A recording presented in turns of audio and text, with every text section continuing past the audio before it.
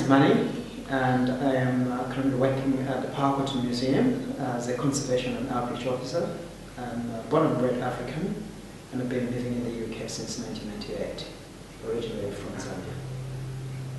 I'm Chris Spring. I'm a proud trustee of the Powell-Cotton Museum, but I'm also a curator of Africa at the British Museum, with a speciality in Eastern and Southern Africa and the contemporary arts of Africa. The social fabric exhibition that's here at the Powell-Cotton at the moment has a long origin. It really started for me back in Dar es Salaam in 2002. And I went to the marketplace. There were a lot of women wearing these fantastic kangas, which I knew nothing about at all. Yeah.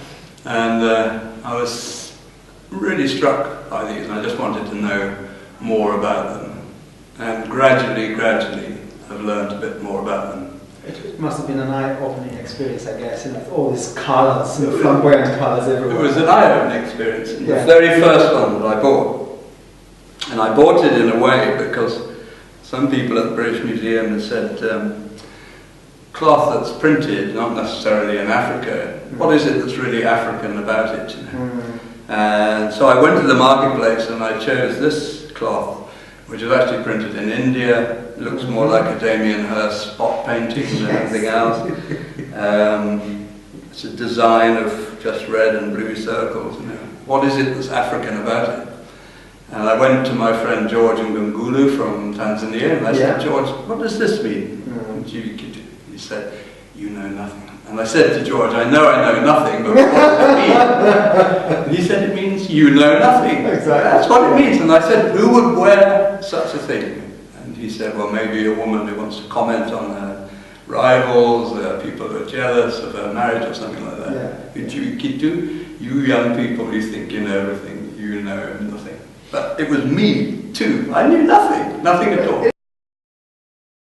The use of kanga in Africa, as I know it from being born and bred African, is that they are basically a statement. You know, you want to communicate a certain message to people without actually verbally, being able to say to people. Otherwise, you know, of course, as we know historically, women are meant to be a bit more sort of like, you know, not wanting to be right on the platform to speak out. But especially not in public. Of course, absolutely. And if they can wear something, then that, you know, it spells out. And I suddenly realised this was their way of communicating. And that was what was African, particularly Swahili, about it. Absolutely. And we just kind of went from there. And when we had the exhibition at the British Museum, a big cheese from the Department for International Development came, and he said, I've been to Dar and I've been to Mombasa many times, and I've seen women wearing these kangas, but I've never seen beyond what is a kind of stereotype, in a sense, of colourful marketplaces, women wearing colourful. And he saw for the first time in the exhibition what they really meant, and how significant they were. Which is, wow, it's one of those moments. Quite striking. And I know that you know, some women will actually, you know, buy kangas and they'll be given as presents to them as a symbol of goodwill. Perhaps, you know, for example, I mean, I'm married to a British woman, obviously, and when I had my second wedding back in Africa, and so all my families, I mean, she's got us, you know, 17 aunties, who all, each one of them had to bring a kanga as a token, you know, to kind of basically welcome her into the family. And each one of them had different messages. And one of them was about, you know, chains breaking, which is freedom. It's like, they, you know, I have been released or something like that from their homestead. You know, so that's basically a symbol saying that, oh, well done, Yao son, you know, you've been released now, you can actually have a wife, you know. I think it's not just an evolution of style, it's a revolution. Because in a way, I mean, from the early times that the Arabs, you know, came to parts of East Africa, Zanzibar, on the coast of Zanzibar, so on and so forth, and how it's completely transformed the meanings, and it's now become quite a lot political now, isn't it? Oh yeah. You know, I mean, during the political campaigns now, it's like, you know, every president that's about to be, you know, they have to print quite a lot of different kangas, and women, of course, if these are freebies, why not?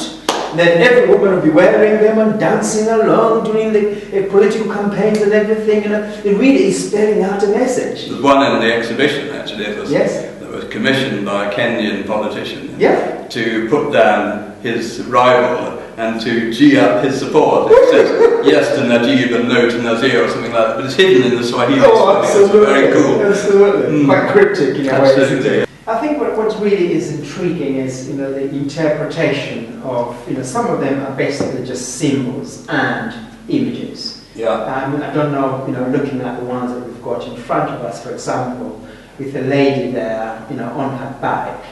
I wonder what this sort of kind of like is telling us really. I couldn't possibly tell you what exactly the message is. I'm sure somebody will be able to. This is an interesting one because I do know about this because it's a cooperative right. from Mtwara, which is down in the south of Tanzania near the Mozambique border, and they all wear the same kind of kanga. So it's a women's cooperative, and the slogan says the woman is the catalyst to development, and the bicycling kanga is their kind of logo. Well, let's get this right. Yeah. So the woman is a catalyst to development.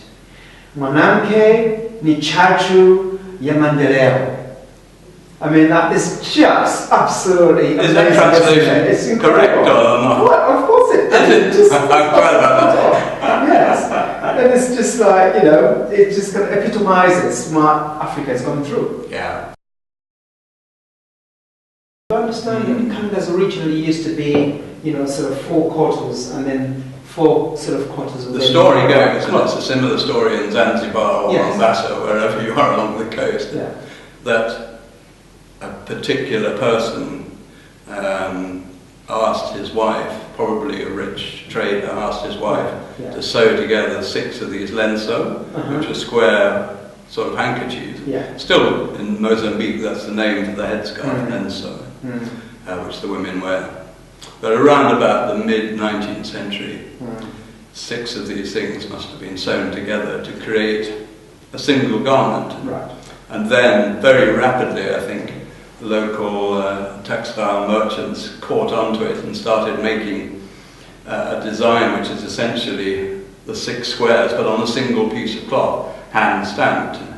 Then, of course, the Europeans took it up and started machine manufacturing out of Africa. And then back in about the late 60s, mechanical production started in Africa. 2 big factories in Dar started up. Yes. So it's got an very interesting history, the whole kanga phenomenon.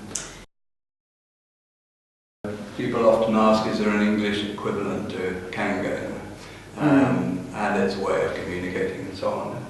In some ways, a woman wearing this, people up country would know that she's from Mtwara and she belongs to this particular cooperative. So it's like a kind of logo, and I suppose the English equivalent would be, a T-shirt which has a particular slogan, or even a football shirt that says supporting a particular team. Yes, that's right, yeah. Or in Scotland, maybe a tartan which says you belong to a particular clan or whatever. Yes. Men will, in the confines of their own homes, sort of put on a kanga and have that feminism kind of like, come out and say, I'm actually not as macho as you think, I'm actually quite caring, and, so I'm your loving husband, so we're at one, that sort of thing. Yeah. People often ask, why are they called kanga? Kanga in Kiswahili means guinea fowl. That's a guinea fowl, that's right, yes. Yeah. Why guinea fowl? Well, I suppose it's the spectacular nature of the guinea fowl. I mean, guinea fowls are quite loud. Especially in groups. Yes, they move in groups. And basically they're kind of like a representation of a flock of guinea fowls, perhaps in some way or form. I mean, not to be disrespectful or anything, but they can be, as a gregarious flock, they can be quite noisy. And that is, in some way or form, I'm sorry, but it really is. I mean, I know I'll get a slap when I go back home, but it is a true representation. When women are together, they kind of get quite vivacious, right? And they want their presence to be noticed. I mean, there's nothing wrong about it. But another thing that I've heard is that the guinea fowl has a sort of spotted plumage. Yeah. And the early kangurs had that kind of spotted pattern if you look at the photographs. I mean, this is a very recent one, but that's maybe another element. And what I love about the story is that people, you know, there are different stories, and people talk about, oh, it was us who started the kangaroo from Zanzibar, or from Mombasa. Oh, it was us who did it, you know, and so on and so forth, which is great.